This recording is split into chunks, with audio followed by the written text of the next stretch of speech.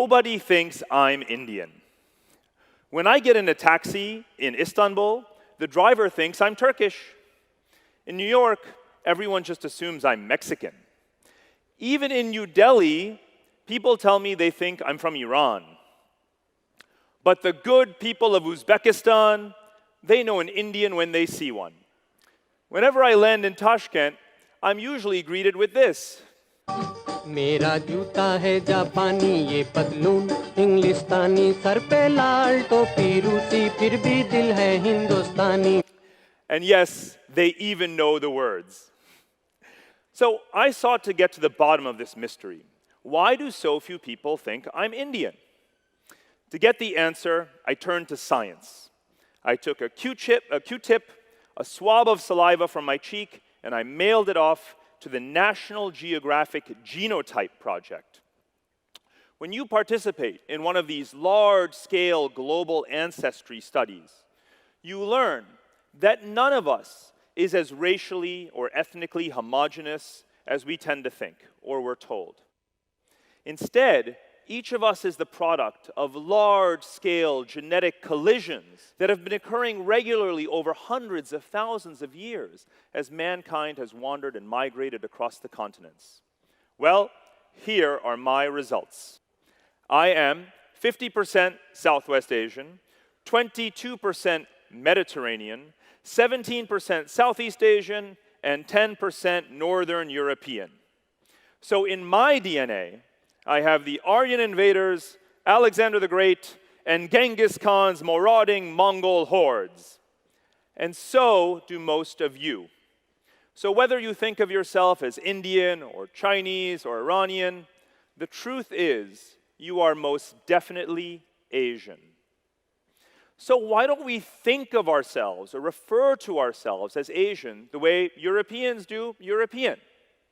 The reason is that for the past 500 years of colonialism and the Cold War, Asians have been forgetting that we have so much more in common than what divides us. But indeed, over the past 4,000 years of history, most civilizations in the world have been Asians. Now, early empires, such as from the Indus Valley or Eastern China, were smaller, more sedentary, but over time, as Asian empires grew and expanded and became more sophisticated, they spread from east to west and west to east, south to north and north to south. For centuries prior to the mid-colonial era, commerce, conflict, and culture were the dominant way of life along Asia's great Silk Roads. Even today, it's impossible to understand the genuine essence of Asian societies without taking into account the flows of people and ideas across this great Asian space. Show me the boundaries between Asia's great civilizations. They don't exist. Now is the time, after 500 years, for Asians to rediscover our Asianness. After all, Asians are the majority of the world population. More people live inside this circle than in the entire rest of the world. And as the world population actually begins to plateau at about 10 billion people, there are more than 5 billion people across the great Asian geography. Interestingly, though, around the world, when people talk about Asia, they tend to just have one thing on their minds. China, China, China, China, China, China, China, China, China, China. Did I mention China? Of course, China is the largest and most powerful country in Asia today.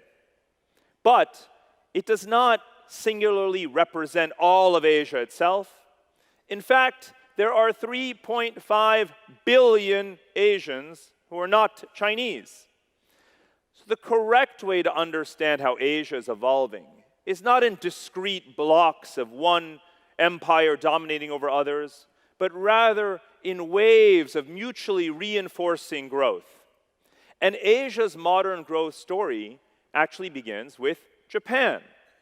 Out of the ashes of World War II, Japan resurrected itself through rapidly modernizing and industrializing and becoming an economy that is today valued at $5 trillion. Its industrial model inspired the tiger economies of South Korea, Taiwan, Hong Kong, and Singapore.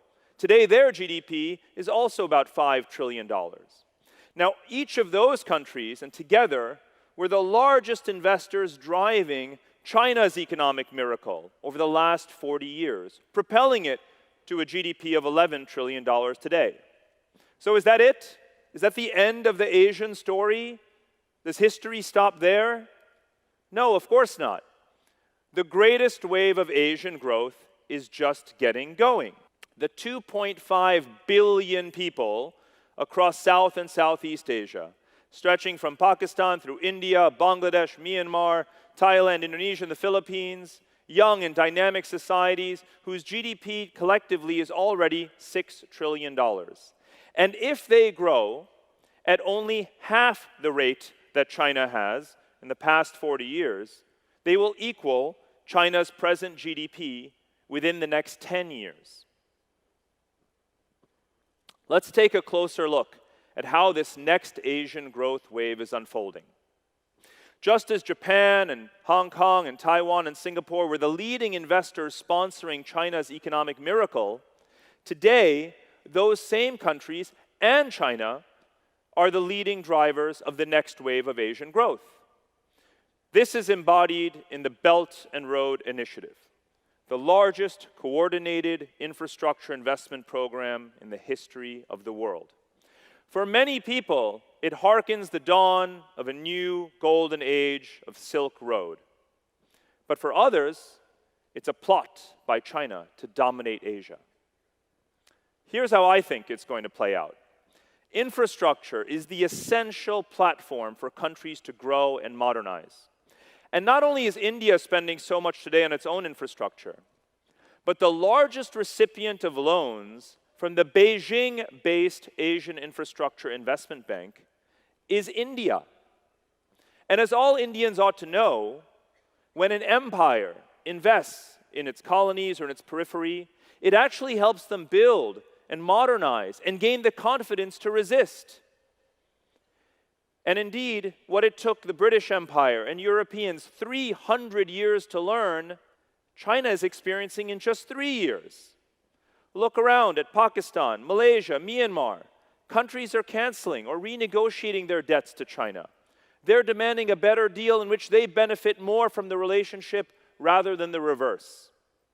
And so, what Belt and Road will ultimately do is return Asia to its natural state of multipolarity, a respectful degree of autonomy among Asia's proud civilizations. Indeed, thanks to the power of connectivity and trade agreements, Asia is truly integrating like never before. Countries in every corner of Asia are developing new complementarities with countries far across the Asian mega-region, trading in energy and food and goods and technology, labor, capital. Already, Asians today trade much more with each other than with any other region of the world.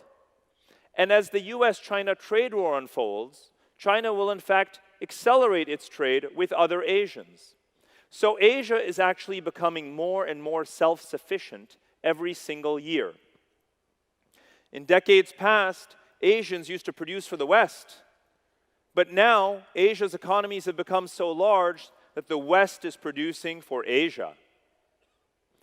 Any way you measure it, Asia is stitching itself back together again.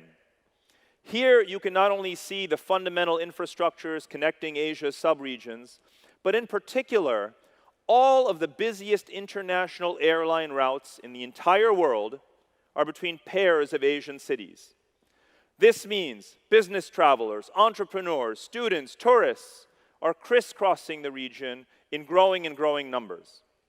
And all of this is actually leading to a very significant intermingling among Asian peoples. Japan has never had more migrants than it has today.